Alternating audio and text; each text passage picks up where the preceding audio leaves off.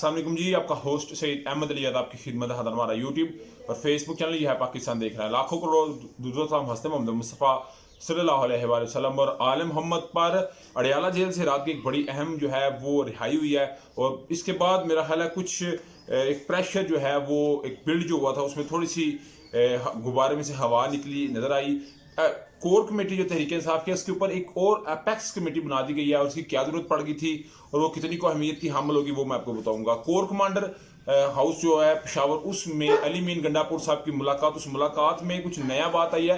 हमजा शहबाज कहते हैं मैं आसमान की तरफ देख रहा हूँ, डेफिनेटली एक बड़ी खबर होगी। मगर सबसे पहले जी मैं आपको बताऊं तो पाकिस्तान तहरीक इंसाफ ने एक अपेक्स कमेटी का जो है वो ऐलान किया। इस अपेक्स कमेटी के अंदर जो बाकी तो मामला होंगे मगर इन मामलात में एक और कमेटी होगी जो सारे मामलों को देखेगी, जिसमें अली मीन गंडापुर साहब हैं, उमर यूब साहब हैं, मिस्टर गौर साहब हैं, मिस्टर सैफ साहब हैं, हमाद अर्ज हैं, मियाँ असलम इकबाल हैं।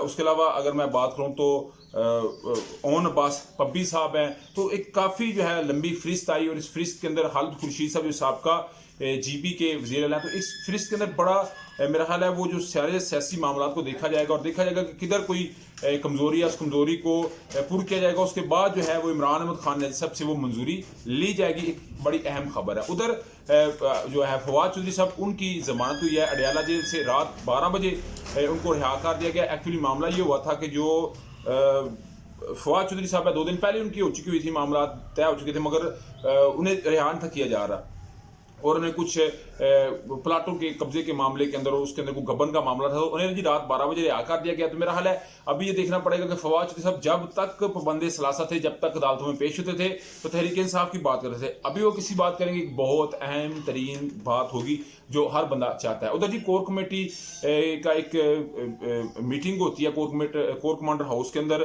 पेशावर के अंदर, जिसमें अली मीन गंडापुर साहब के पहले कहा जाता है हसन रऊफ जो कि जनरल सेक्रेटरी हैं तहरीक इंसाफ के, उन्होंने कहा जी बिल्कुल नहीं, अफ्तार डिनर था जिसमें गंडापुर साहब नहीं गए, हाँ कबीना के लोग गए हैं। मिस्टर सैफ साहब ने कहा नहीं ये सिक्योरिटी का मामला है, मगर अभी मिस्टर सैफ साहब ये कहते हैं कि वहां पे इफ्तार डिनर के लिए गए थे और कुछ सिक्योरिटी के मामला को भी डिस्कस किया गया था और अली मीन गंडापुर साहब चीफ सेक्रेटरी और बकाया कबीना के लोग थे। तो मेरा ख्याल इसको इतनी हाइप क्रिएट नहीं होनी चाहिए थी क्योंकि शहबाज शरीफ साहब अपनी कबीना के साथ ऑलरेडी GHQ के अंदर मुलाकात कर चुके हैं, वहां पे कबीना का इजलास भी हो चुका है। तो अगर पेशावर के अंदर भी हो चुका है तो पेशावर के कोर जो है वो पाकिस्तान के कोर कमांडर हैं, वो एक बहुत बड़े सूबे के कोर कमांडर हैं और एक फजा अच्छी बननी चाहिए क्योंकि अगर आप पॉलिटिकली और अस्करी अदारों के दरमियान कोई भी अलायंस नहीं होगा, कोई भी एक पेज पे उनका कोरिलेशन नहीं होगी, कोऑर्डिनेशन नहीं होगी, तो मेरा ख्याल है मामला अच्छाई की तरफ नहीं क्योंकि KP की है भी बड़ा सूबा, किसी भी दहशतगर्दी के मामलों को देखिए वैसे भी देख लीजिए तो बड़ा एक हसास सूबा है,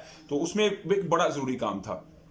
उधर अगर मैं बात करूं तो जो हमजा शहबाज साहब हैं वो ये कहते नजर आ रहे हैं कि मैंने जिनको टिकटें दी, जिनको मैंने कहा जी मैं आपको टिकट दिलाऊंगा, उनको टिकट नहीं मिली। तो हमजा शहबाज साहब इसको बहुत डिस्टर्ब हैं, उन्होंने ये बात की कि मैं तो उस्मान की तरफ देख रहा हूँ। ये मौजूदा वजीर आज़म का बड़ा, बल्कि दूसरे नंबर पे ये सलमान शहबाज से छोटे हैं हमजा शहबाज साहब ये बात ही कह रहे हैं, तो इसका मतलब मरियम नवाज साहबा इस वक्त हर लिहाज से एक्टिव हैं और हमजा शहबाज साहब पीछे हैं क्या कोई।